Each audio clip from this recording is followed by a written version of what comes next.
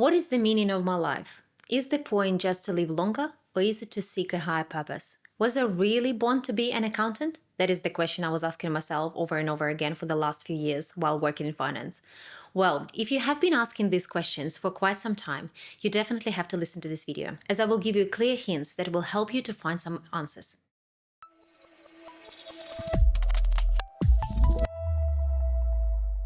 I'm Anna Lehman, personal performance coach, and in this channel we talk about strategies to build a joyful, high-performing life and achieve personal success. A while ago, I stumbled across this book called Ikigai.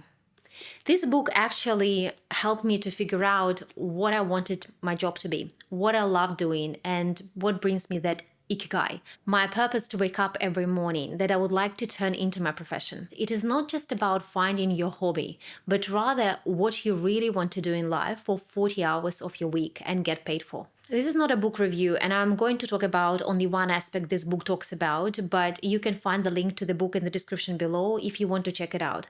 There is so much more in this book than what I will be talking about now. However, the thing I want to focus on today is the specific diagram in this book and questions that help me to be where I am right now based on that diagram and based on this book. This also helped me to build that Ikigai exercise as part of my coaching program that I do with my clients who want to pivot their career or find a job that would give them that purpose and joy. So here is the Ikigai diagram that can help you to get that clarity on what it is that you really want to do in life. It has 4 circles, overlapping circles: what you love, what you're good at, what the world needs, and what you can be paid for. So your Ikigai will be at the intersect of all those 4 circles, right here in the middle. Let's have a closer look, and I will actually show how the diagram works based on my example of Ikigai. At the intersect of what you love and what you are good at is your passion. Write down the list of things that you love doing. Don't be humble, just keep writing. What could you do that you literally lose track of time? Just keep in mind that this needs to be some kind of real job or some kind of real activity. So scrolling through the Instagram doesn't count here. Then also ask yourself, what are you good at? A good test here is to check with people who come to you with requests. Check in with your friends. Ask them, what is that in me that is really special about me, that you really like in me or value in me? For me, it turned out to be coaching, mentoring, teaching. Then have a look at what you love doing and what the world needs. This intersect here is called mission. What is something that the world needs that you could offer? Which gap you could close? In my case, I knew that there is an increasing demand for coaches, leadership trainers, and productivity trainers. So that is what I put down here. The intersect of what you're good at and what you can be paid for is your profession. This is your job. At that time, my job was a senior finance person. So that is what I put down there. And the intersect of what the world needs and what you can be paid for is vocation, which is slightly different to your profession because you might not have a particular education to address that gap in the market, but you can still be paid for your services or activities because there is a demand for it. So when I was doing my Ikigai exercise, my biggest revelation was that I'm not paid to do what I like because I was not even thinking to make it my business or career. I was paid to do a senior finance job in corporate instead. And then I started asking myself, how can I monetize what I love doing, what I'm good at, and what the world needs? Have I set up everything in the way that it becomes my business rather than a hobby? How could I start earning money alongside my 9-to-5 job from the activity that I love? Can I work with the clients after work and before work? So think about all those questions around your circles, but this diagram will definitely give you a starting point and trajectory where you need to move towards. The next thing I want to talk to you about is 13-minute rule. There is a good recommendation from the book Think Big that comes to pretty much investing 13 minutes per day to learn skills for the career you want. I'm sure all of us can find 13 minutes per day. You won't be an expert in 13 minutes, but if you do 13 minutes per day for 365 days per year, it's already something. Remember, courage to start and consistency to maintain, that is what matters. The majority of us are trained to have this one directional trajectory in life.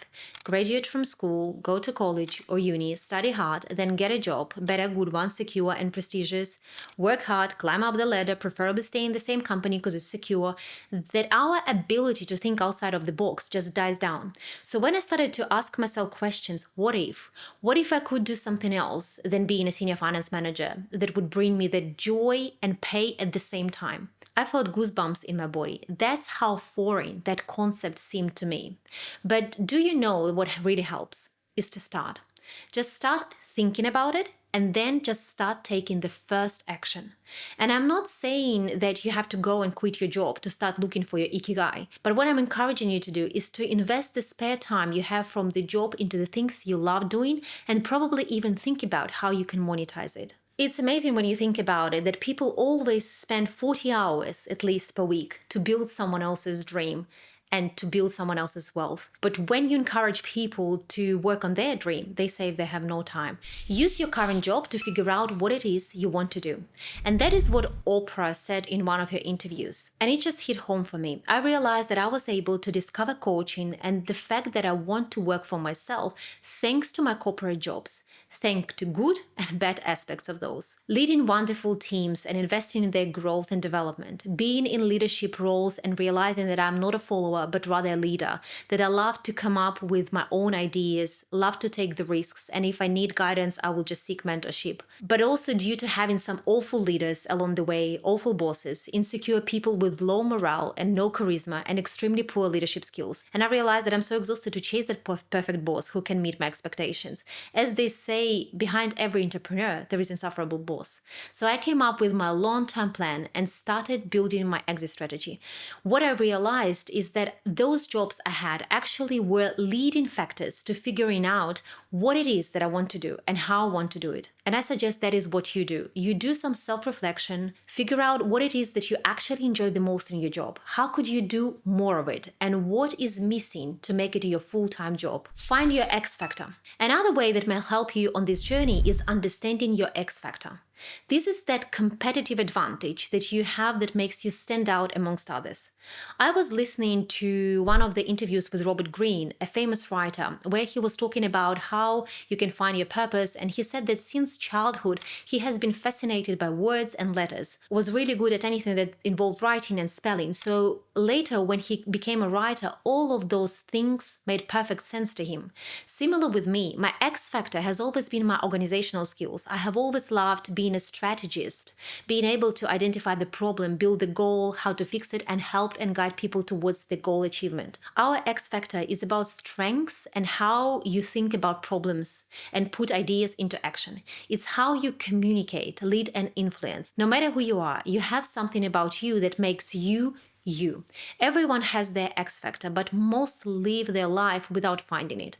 Finding your X factor is not difficult, but it does require curiosity and the willingness to go through inner work. There are 3 things that I want to highlight. Number 1, irrespective of how old you are, it is never too late to pivot your career.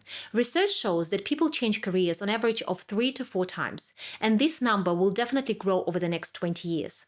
Susan Boyle became famous when she turned 45. Grandma Moses started painting when she was 78. This is a true indication that you can actually change your career at any age. Your thoughts about the fact that it might be too late is your limiting belief.